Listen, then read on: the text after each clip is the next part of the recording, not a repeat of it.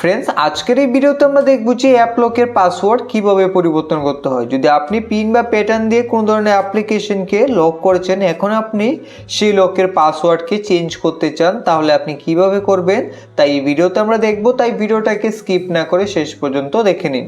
এখন অ্যাপ লকের পাসওয়ার্ড পরিবর্তন করার জন্য সবার প্রথমে আপনাকে ফোনের সেটিংসকে ওপেন করে নিতে হবে। তো আপনি ফোনের সেটিংসকে ওপেন করে নেবেন। সেটিংসকে ওপেন করে এখন আপনারা সেটিংসে একটু নিচে আসুন। নিচে আসার পর এখানে দেখতে পাবেন পাসওয়ার্ড এন্ড সিকিউরিটি। তো এখান থেকে পাসওয়ার্ড এন্ড সিকিউরিটিতে ক্লিক করবেন। এখানে ক্লিক করে এখন বন্ধুরা এখানে আপনারা একটু নিচে আসার পর দেখতে পাবেন প্রাইভেসি অ্যান্ড অ্যাপ এনক্রিপশন। তো এখানে ক্লিক করুন।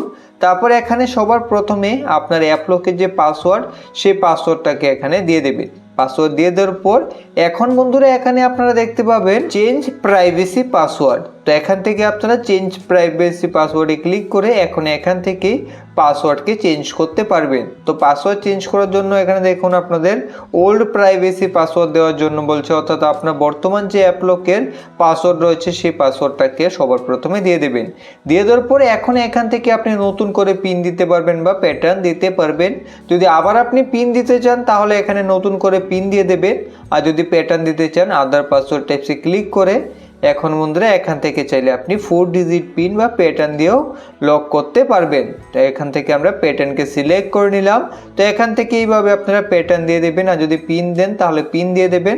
তারপর সেম পাসওয়ার্ডটাকে এখানে আবার দিয়ে দেবেন। দুইবার পাসওয়ার্ড দিলেই কনফার্ম হয়ে যাবে এবং এখন আপনার অ্যাপ লকের পাসওয়ার্ড চেঞ্জ হয়ে যাবে। এখন নতুন পাসওয়ার্ড দিয়ে অর্থাৎ আপনি প্যাটার্ন হলে প্যাটার্ন বা পিন দিয়ে অ্যাপ্লিকেশনকে খুব সহজে আনলক করে নিতে পারবেন। তো এইভাবে খুব সহজে আপনি অ্যাপ লকের পাসওয়ার্ড পরিবর্তন করতে পারবেন।